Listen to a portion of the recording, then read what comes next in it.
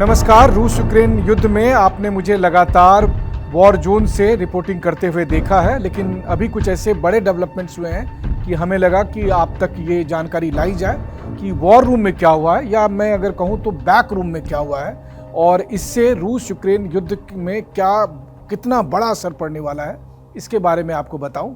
तो मेरा नाम मनीष झा है और आपने मुझे देखा है कि रूस यूक्रेन युद्ध में चाहे वो डोनबास के इलाके हों या फिर खेरसॉन हो, जेपोरिजिया हो, और फिर उसके बाद जेपोरिजिया न्यूक्लियर पावर प्लांट से जुड़ी एक स्टोरी के लिए मुझे रूस में बेस्ड जर्नलिस्ट का अवार्ड मिलते हुए देखा। लेकिन आज खबर कुछ और है। खबर यह है कि रूस और यूक्रेन युद्ध को लेकर अमेरिका के राष्ट्रपति डोनाल्ड ट्रंप ने एक पीस प्रपोजल दिया है।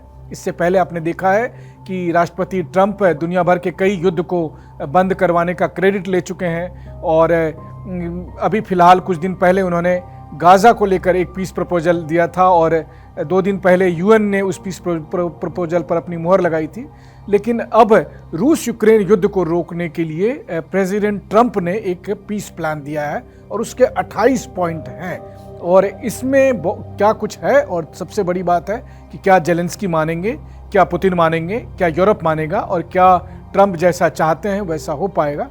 इसके बारे में हम थोड़ी सी चर्चा करते हैं। इससे आपको एक ओवरऑल आइडिया हो जाएगा कि अगले कुछ दिनों में क्या होने वाला है। तो सबसे पहले तो मैं आपको बताऊं कि हम सबको पता है कि जब डोनाल्ड ट्रंप दोबारा राष्ट्रपति बनने के लिए चुनाव प्रचार कर रहे थे, तभी उन्होंने ये बात कही थी कि मैं 24 घंटे में युद्ध रुकवा दूंगा, लेकिन हुआ नहीं। फिर उन्होंने जेलेंस्की को व्हाइट हाउस में बुलाया, फिर दोनों के बीच में जो झगड़े हुए वो भी आपने देखा, और फिर किस तरीके से प्रेसिडेंट जेलेंस्की ने प्रेसिडेंट ट्रंप को जवाब दिया था। लेकिन तब से बहुत कुछ हुआ, और इस दरमियान जो ट्रंप और पुतिन के बीच की अंडरस्टैंडिंग थी वो भी हमने टूटते हुए देखी। खासकर जब 15 अगस्त को अलास्का में दोनों नेता मिले, लेकिन उसके बाद से ट्रंप ने टॉमहॉक मिसाइल देने की बात कही, उन्होंने रूस के खिलाफ कड़े प्रतिबंध लगाने की बात कही, और जिसकी वजह से भारत पर भी प्रतिबंध तक लगा रूस के तेल खरीदने को लेकर। तो मोटे तौर पे ये सारा बैकग्राउंड है। लेकिन अपडेट क्या है? अपडेट यह है कि प्रेसिडेंट ट्रंप ने एक 28 बिंदुओं वाला एक पीस प्रपोजल यूक्रेन के सामने रखा है। कहा तो यही जा रहा है कि ये पीस प्रपोजल दरअसल ट्रंप के सलाहकार और पुतिन के सलाहकार ने मिलकर तैयार किया है। तो जाहिर है कि इसमें से मोटे तौर पर रूस की सहमति दिखती है। और अब है कि पिछली बार तो जेलेंस्की मना कर गए थे और यूरोप के देशों ने उनको काफ़ी बैकअप दिया था। इस बार जेलेंस्की मना ना करे तो उसके लिए क्या हुआ है, आप इसको देखिए और फिर आप समझेंगे कि खेल बहुत ही गहराई से यहाँ पर रचा गया है या खेला गया है।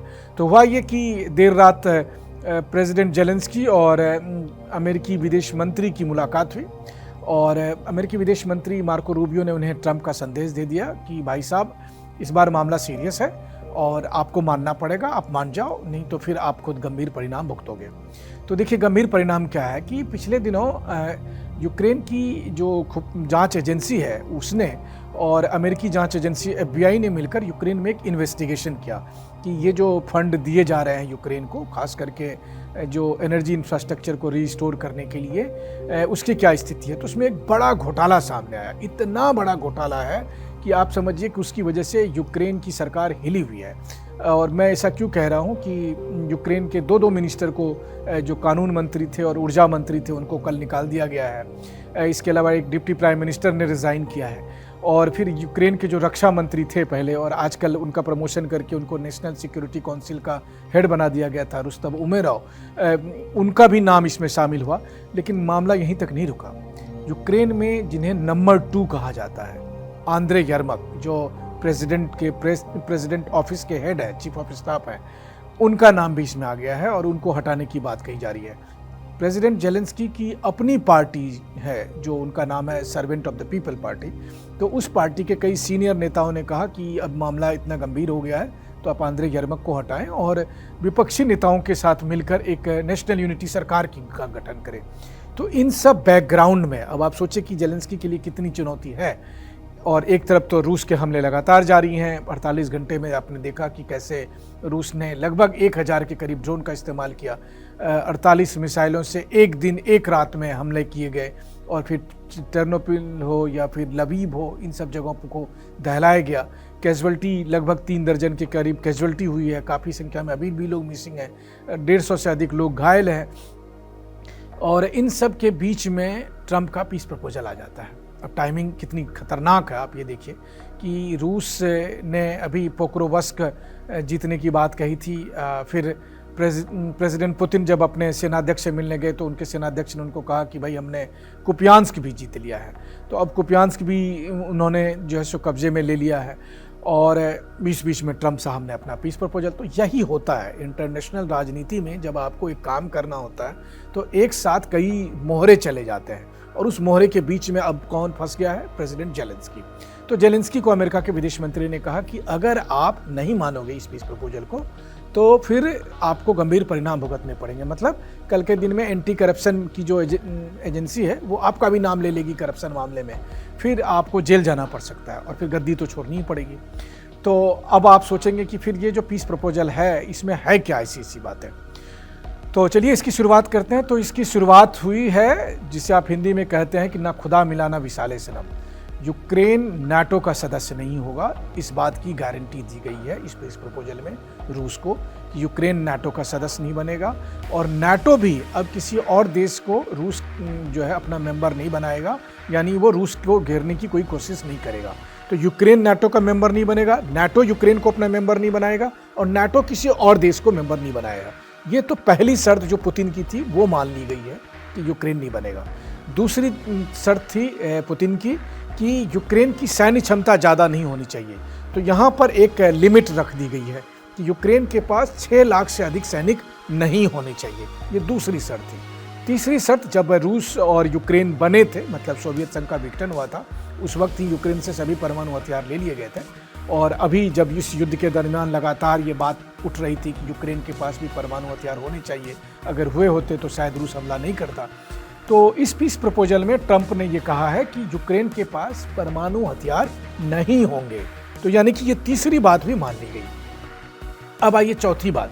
चौथी बात यह है कि यूक्रेन के जो कई इलाके जो रूस के हिस्से में आ गए थे या रूस ने उसे अपने हिस्से में मिला लिया था, नाम आप सब परिचित हैं उससे, डोनेट्स्क, लुहांस्क, खेरसॉन और जेपोरेजिया। तो देखिए इसको लेकर क्या डील हुई। और फिर क्रीमिया, जो कि 2014 में ही यूक्रेन से रूस ने अपने हिस्से में मिला लिया था।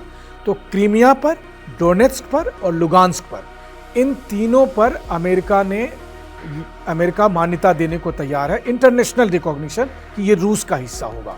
ठीक है। वैसे डोनेट्स्क का लगभग 80 से 85% हिस्से पर ऑलरेडी रूस का कब्जा है। 10-15% हिस्सा है जहाँ पर यूक्रेनी सैनिक हैं। तो यूक्रेन को कहा गया है कि वो इलाका आप खाली करो। वो इलाका आप खाली करोगे वो रूस का हिस्सा माना जाएगा।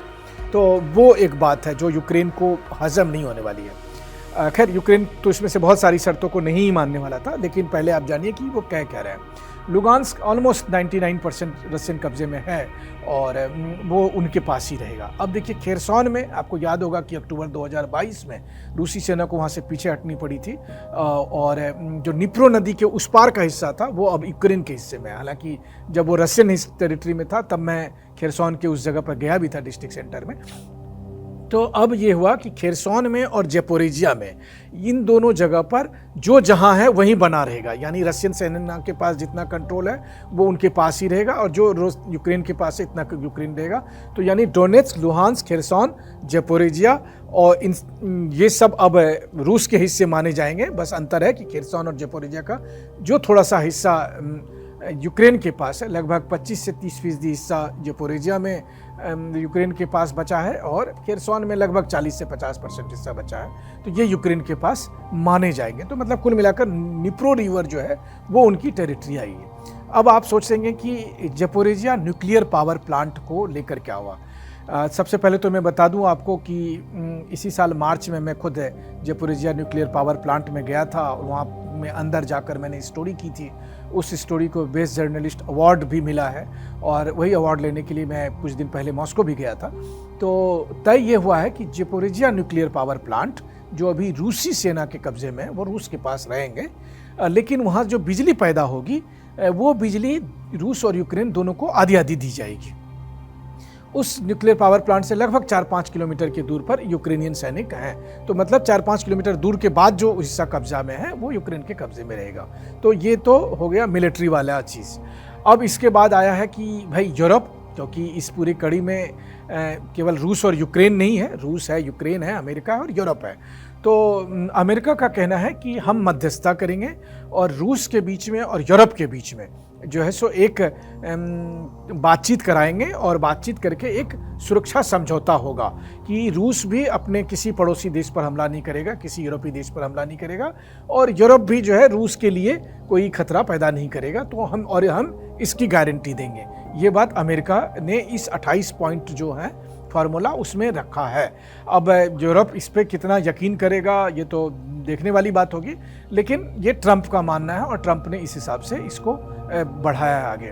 अब इसके बाद जो मुख्य बात और है कि यूक्रेन में रूसी भाषा को आधिकारिक मान्यता दी जाएगी, ये भी इस फार्मूला का एक हिस्सा है।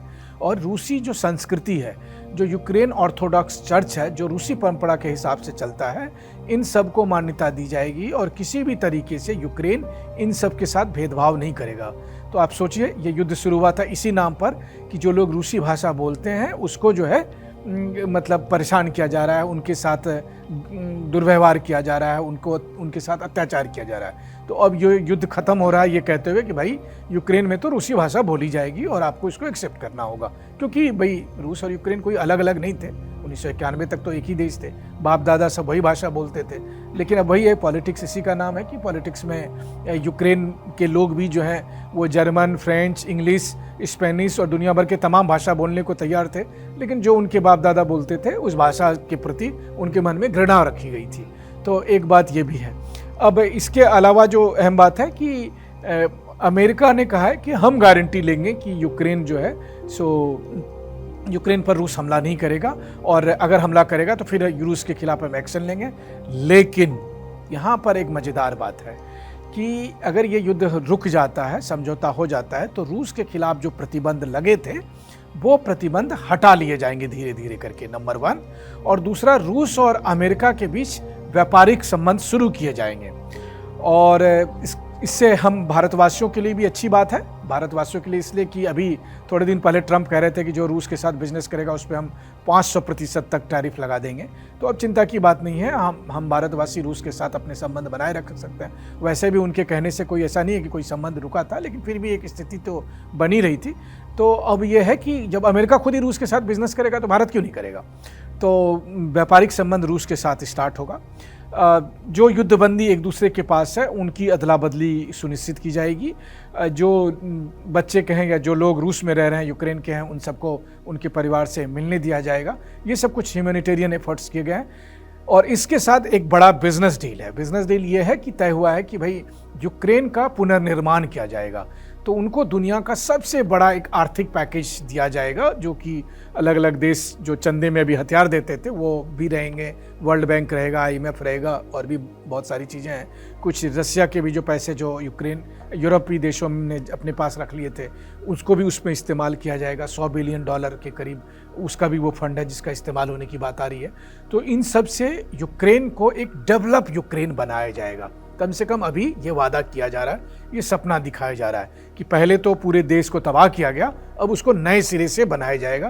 देखिए, यही तो बिजनेस होता है। युद्ध भी एक बड़ा बिजनेस है, खाली हथियार नहीं बिकते हैं, मतलब हथियार बिकने के बाद फिर रिकंस्ट्रक्शन के नाम पर भी एक नया बिजनेस शुरू होगा।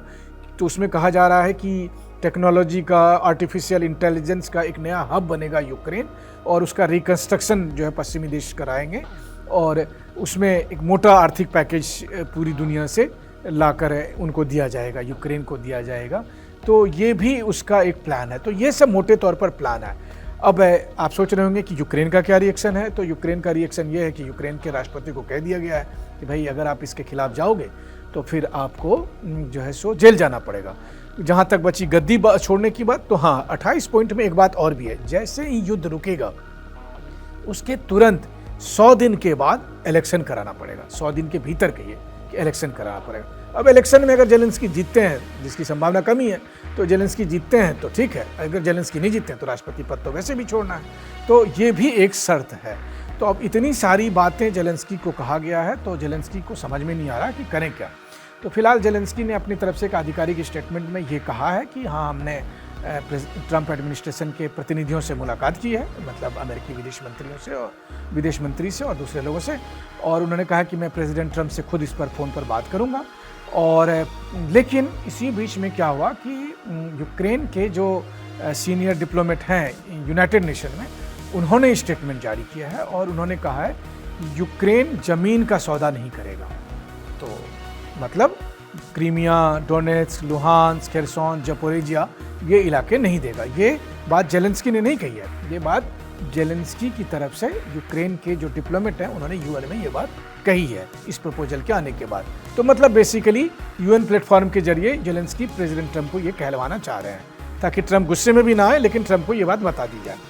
और जो दूसरी बात है कि भाई आप सीधी सी बात है कि जब आप ये इलाके नहीं देंगे तो रसिया क्यों मानेगा, क्योंकि ज़मीन पर देखिए, ज़मीन पर रूसी सेना काफ़ी मजबूत स्थिति में है। कल ही प्रेसिडेंट पुतिन को रूस के आर्मी चीफ ने बताया कि हमने खार्किव में जो है कुपियांस्क में अपना कब्जा कर लिया है। इससे पिछले हफ्ते जो है पोक्रोवस्क में हो गया था। अब कॉन्स्टेंटिनोवका और क्रामातोर्स्क ये जगह हैं बाखमुत से थोड़ा आगे जाकर, अवदीवका से थोड़ा आगे जाकर, तो इन जगहों पर जो है सो रूसी सेना काफ़ी तेज़ी से आगे बढ़ रही है। तो अगर हफ्ता 10 दिन देरी हुई शांति समझौता में, तो फिर इन इलाकों पर भी जो है सो रूसी सेना का कंट्रोल हो जाएगा। तो जेलेंस्की को दिया गया है टाइमलाइन, और वो टाइमलाइन क्या है, एक हफ्ते की टाइमलाइन है। 27 नवंबर तक जेलेंस्की से कहा गया है कि आप तैयार हो जाएं और इस पीस प्रपोजल पर जो है सो दस्तखत कर दें। तो जेलेंस्की के पास अब गिनती के दिन बचे हैं, इधर से या उधर से करो या मरो की स्थिति है, ना उगलते बन रहा है ना निगलते बन रहा है। अमेरिका भी जो है उनके साथ है और उधर भी है, तो ये सिग्नल है। कहा यही जा रहा है कि पुतिन और ट्रंप के सलाहकार ने मिलकर ये पूरा ड्राफ्ट तैयार किया था और जेलेंस्की के सामने दिया गया। जेलेंस्की की आखिरी उम्मीद जो है वो यूरोपीय नेताओं से है। अभी तो यूक्रेन और फ्रांस ने 100 के करीब राफेल जेट का समझौता किया था। अभी बहुत कुछ प्लानिंग थी आगे बढ़ने की, लेकिन इस बीच में ये पीस प्रपोजल आ गया। अब अगर नहीं मानेंगे तो ट्रंप नाराज, मान जाएंगे तो यूरोप नाराज। अब देखिए अच्छा सोचिए, यूक्रेन नाटो का सदस्य बनना चाहता था, नाटो का सदस्य नहीं, न्यूक्लियर वेपन आपके पास नहीं होगा। तो ये सारा कुछ यहाँ पर हो रहा है। कहने का मतलब यह है कि रूस यूक्रेन युद्ध का फाइनल मोमेंट आ चुका है। बहुत सारे डेवलपमेंट्स हो रहे हैं, देखना वाकई दिलचस्प होगा कि जेलेंस्की क्या हिम्मत जुटाकर ट्रंप को इस बार ना कह पाएंगे, क्योंकि ट्रंप इस बार बहुत सीरियस हैं। देखिए, ट्रंप को नोबेल पीस प्राइज़ चाहिए और वो रूस यूक्रेन युद्ध को रोके बगैर मिलेगा नहीं, तो उसको हर हाल में चाहिए, फिर उसके लिए जिसकी भी बलि लगनी हो। तो क्या जेलेंस्की इसके लिए खुद की बलि देने को तैयार है, ये देखने वाली बात होगी। आने वाले कुछ दिन बहुत इंपॉर्टेंट है, तो आप भी TV9 के साथ जुड़े रहिए। हम लगातार आपको एक एक अपडेट देते रहेंगे, फिर चाहे वो वॉर जोन हो, वॉर रूम हो, बैक रूम हो, और कोशिश हम आप तक करेंगे कि हम आपको निष्पक्ष होकर वो सारी बातें पहुंचा सकें, वो बता सकें। देखिए, कई बार आपको लगेगा कि इसमें यूक्रेन के पक्ष में क्या है, लेकिन फिर वही बात है कि ग्राउंड पे हकीकत कुछ और है, यूक्रेन के दावे के अलग। देखिए, सामने में शेर हो और आप आंख बंद कर लें तो शेर का खतरा नहीं टल जाता है। ग्राउंड पोजीशन यही है कि कुपियांस्क जा चुका है, पोक्रोवस्क जा चुका है रूसी सेना। अब से अभी फिलहाल वो 4 इलाके जो है कोई नहीं ले सकता है। इन सब के बीच जेलेंस्की को तय करना है कि उनके देश के लिए सबसे बेहतर कौन है, वरना इतिहास गवाह है कि अगर आपने सही समय पर फैसला नहीं किया तो देश के टुकड़े भी हो जाते हैं। तो आज के लिए बस इतना ही, मुझे दीजिए इजाज़त। धन्यवाद।